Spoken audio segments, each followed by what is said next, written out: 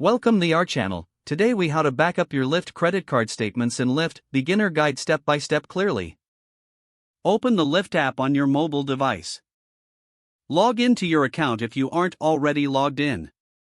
Tap on the menu icon in the upper left corner of the home screen. From the menu, select Ride History. You will see a list of your past rides. Tap on the ride for which you want to back up the credit card statement. Scroll down to find the payment details for that ride.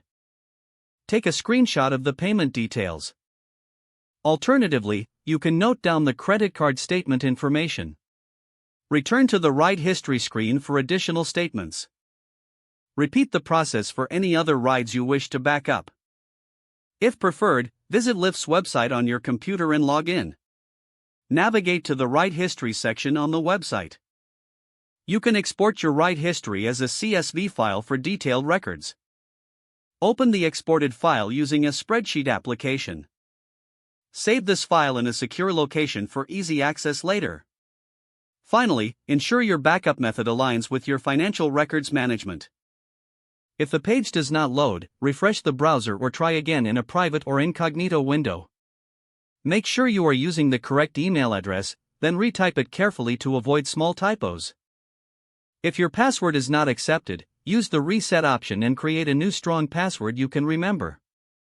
Check your spam folder for verification or security emails, then complete any requested confirmation steps. Enable two-factor authentication if available to improve account security and reduce unauthorized access risk. After signing in, review your profile details so your contact information and settings are accurate and current.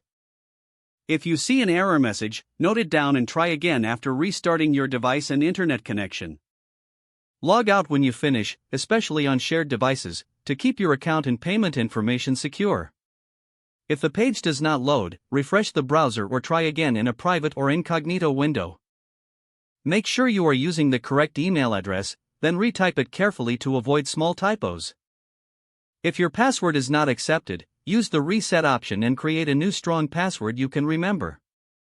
Check your spam folder for verification or security emails, then complete any requested confirmation steps. Don't forget to like this video and subscribe to our channel for more step-by-step tech guides.